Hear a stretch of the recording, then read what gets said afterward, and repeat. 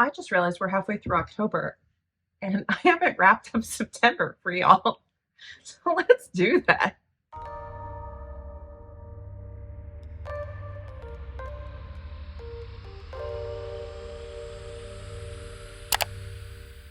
Hello, book friends. It's Alyssa. Welcome back to the channel. Hello, if you are new. Let's talk about everything I read in September. It was not a great month. I think that's why I haven't done this wrap up yet. I did not really enjoy myself in the slightest in September for some reason. I don't know why. It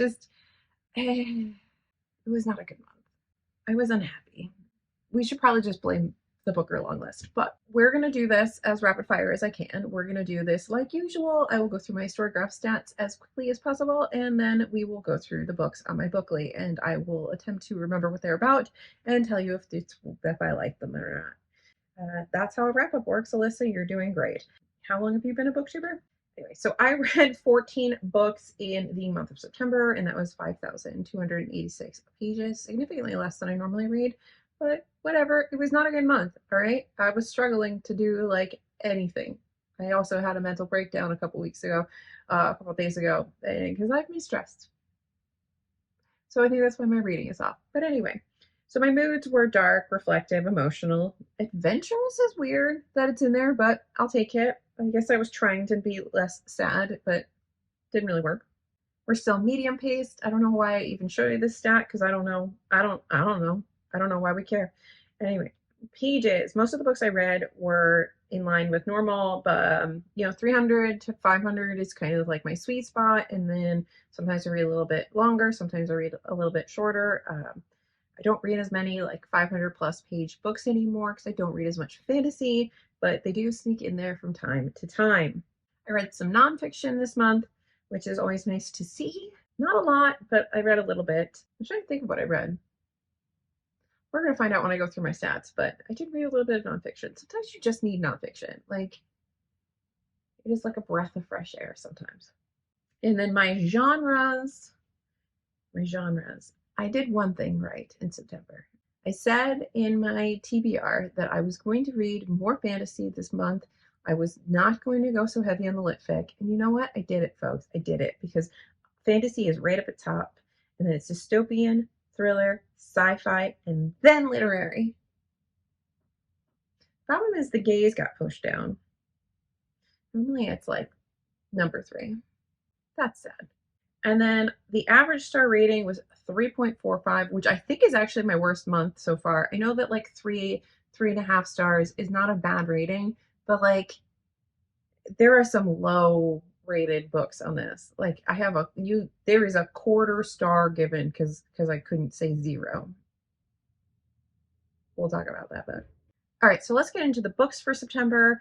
We kick it right off with a collection of poems from my friend Emily. You can follow her I'll put her somewhere. Isn't it Emily? Follow her. She's lovely. She self-pubbed a collection of poems last year called Love Letters from Hades, and they are split into the seasons, and they are letters Hades writes to Persephone, and they're poems that he writes to Persephone, but they're written to her, and it's lovely. I really enjoyed that, and I really enjoyed From Persephone with Love, which is her newest installment that's the companion to this, and I just felt like there was a little bit more feminine range. I like the winter section probably the best, and I think that they're showing some growth from the first collection, and I just love supporting my friends and their writing, and I love watching them grow and all that. So I can't wait to see what she comes out with next. But yeah, so that was a nice little start to the month. I also read Obsessive Intrusive Magical Thinking, Marianne Eloise, and I did enjoy these. These are just like a collection of essays about the author's life and their struggles with their mental health and ADHD and all that fun jazz. And I found a lot of the stories really relatable and made me feel kind of seen.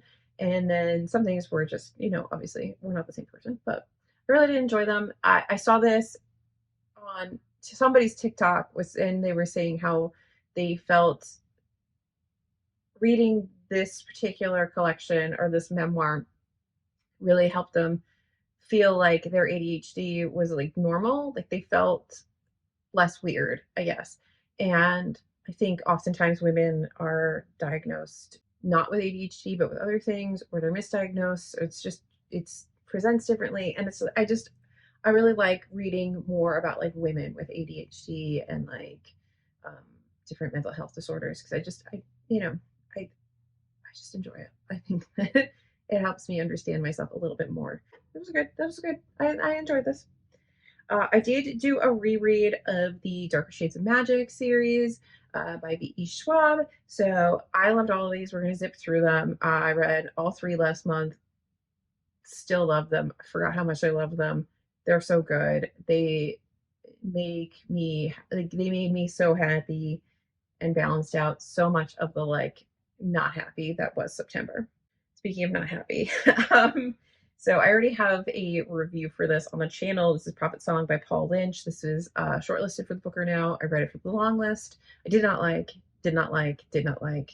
Did I mention I did not like it? I did not like it. Um, no. And the sad thing is I would not be surprised if this wins the Booker. I did DNF at about the halfway point, The Witch King or just Witch King by Martha Wells. This is the first Martha Wells I've ever tried to read, and I just didn't like this. I couldn't really follow what was going on. It just wasn't for me. And I was getting the same feelings I had when I read The Bone Orchard, where it was taking entirely too much mental energy to figure out what the heck was going on. And so life's too short. I DNF'd it. More Darker Shades Magic. I think these are actually like out of order in my bookly, but I did read them in the right order. I read Wifedom, Mrs. Orwell's Invisible Life by Anna Funder. I do have a review coming for this. I need to watch the footage because I think I filmed it while I was like deliriously tired. So I don't even know if it makes any sense, but we'll see. I love this. This is Anna Funder trying to basically write Mrs. Orwell back into the the history and into the story of Orwell's life because she's sort of glossed over and forgotten, and it calls for discussions of things like patriarchy, abuse, how the job of wife makes it easier for the person of husband to be creative and to achieve things that the wife can't because they're too busy quite literally working themselves to death. Also, George Orwell was a scumbag. Anyway, must read. Please read this. Study for Obedience by Sarah Bernstein, which I actually also reread in October. Didn't know how I felt about it when I first read this in September. Totally mid. Have a review for it. You can see it. I will tell you on a reread. Definitely like this more. And I think the review I saw where someone said that this reads like something that you will like more on reread, I think that was spot on. I can see more in it about the way in which this community others our main character for being Jewish. There's so many like little subtle hints to Judaism and different practices, and there's also some digs that she kind of makes on the role of women in these very conservative sort of Orthodox Jewish communities. I did dig it. I dug it a lot more on reread, but initially, The Quiet Tenant. The publisher actually sent me this, and I feel really bad because I did not like this book. I did not care. Like this is like 2.5 stars. I think I was expecting something else. You have like a girl like locked up in like a dungeony kind of thing, and then somehow through a series of events, the man has to basically bring her into her home because of things. And then there's like some sort of revenge. And it just felt like a little bit like watching Columbo, where like you know everything that's gonna happen, but it didn't have the excitement of me figuring out like how is it all gonna like play out.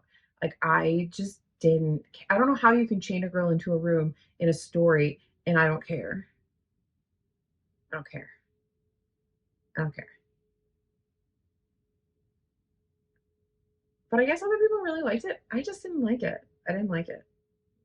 Also, not really for me at the end of the day was Suffer the Children by Craig DeLuey. I think I liked it in the beginning.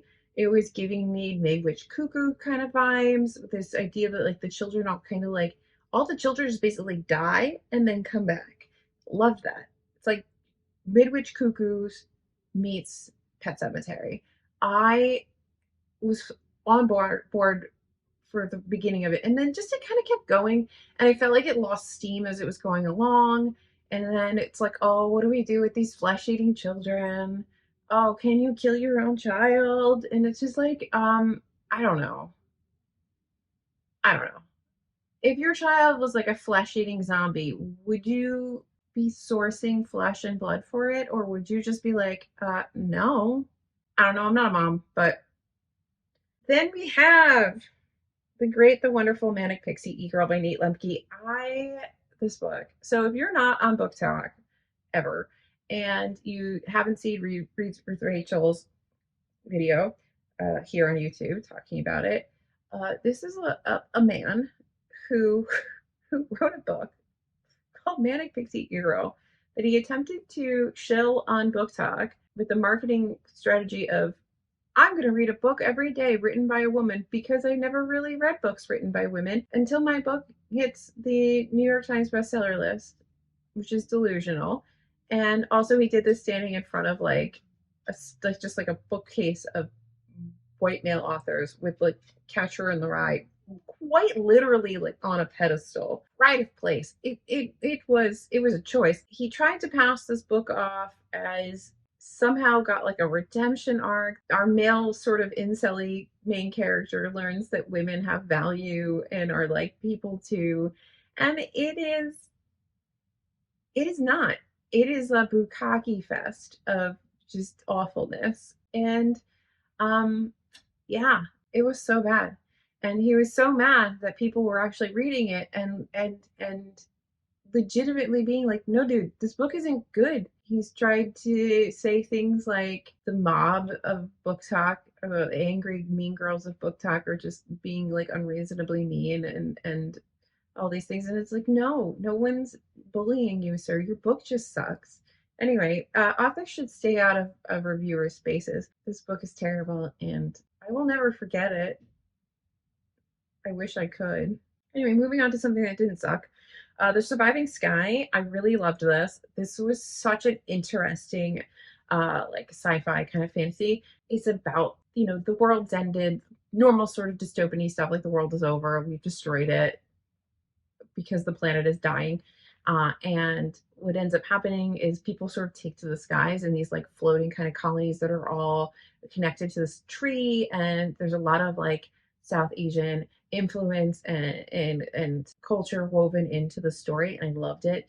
And there's these people that traject and they're like architects. They like build this world. They keep it running. They keep it flying in the skies because the earth is having these earth rages and you can't just like land on earth or you might die. It centers a married couple and not just like young people. Like these are actual adults. I love that. They have actual adult things that they discuss and issues with their relationships.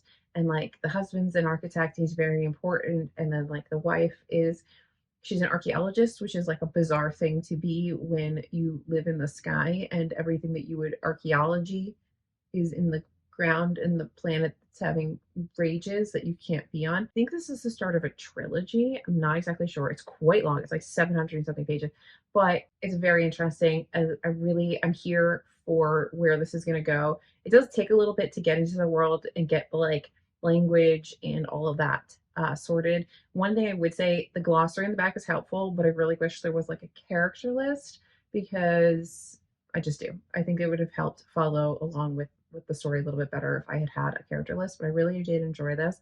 I look forward to the next one, and I would recommend it if you're looking for something like that's a little new, a little different. I would pick this up. This was good. I read Red Rising by Pierce Brown with Rogers Reads. It was fine. I don't understand. I did a short about it because I'm very unsure about why everybody raves about this series. And I guess book one isn't like a strong intro to the series. And I do have to keep going. So we'll see as I go along I feel about it, if I even finish the series, etc., etc. But I did not like certain choices. I felt like this was a little sloppy. Our main character gets to the school and then he's just like, I'm trying not to spoil anything in case for some reason you haven't read Red Rising. He gets to this school and then he goes from like being in the school to like, boom, you're like in a Hunger Games situation. Where was the lead up? It was like you got kidnapped like in Kingsman and then they're like, fend for your life. Actually, it also has a big, there's a whole scene where I was like, this is Kingsman. This is Kingsman right here. It is a bit gruesome. It is a bit dark. I do like that. It's supposed to get more dark. I do like dark. I don't know if I can handle the amount of assaulting women there is in this book to like further these plot points of how our main character is better than the rest of everybody because he's like, you shouldn't assault women.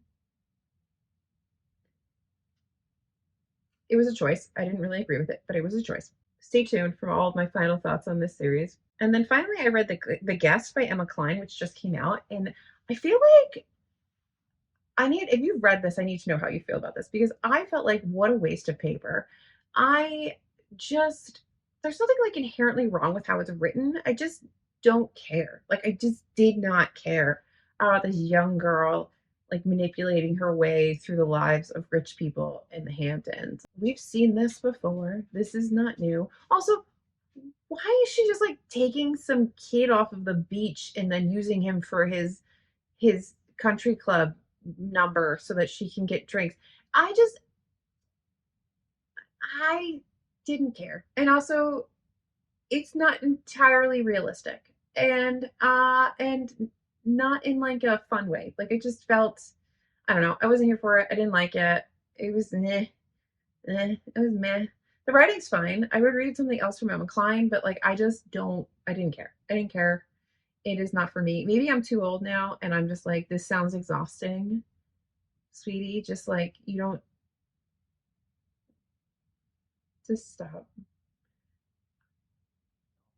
She does so many questionable things. And she does questionable things in not a fun way. Like I feel like Moshfegh would have done this story so much better. Anyway, I didn't like it. Moving on. That's everything I read. That's everything I read in September. All 14 books. This is much shorter than normal and it's weirding me out because I feel like I should be keep going. But anyway, I'd love to know what you read in September. I'd love to know if you also had a terrible month of reading because I feel like a lot of people did. I feel like I've heard that a bunch. I don't know if something was in the water in September. I don't know. That's it. That's all I got. I'm tired. Thank you guys for watching. Like and subscribe and I'll see you in my next video, whatever it may be, because it's my channel and I can do whatever I want. Bye. So just sit with me, talking to the night until the morning, building chemistry. I don't think I ever wanna go come closer next to me. Trying to find another way to say this, but I think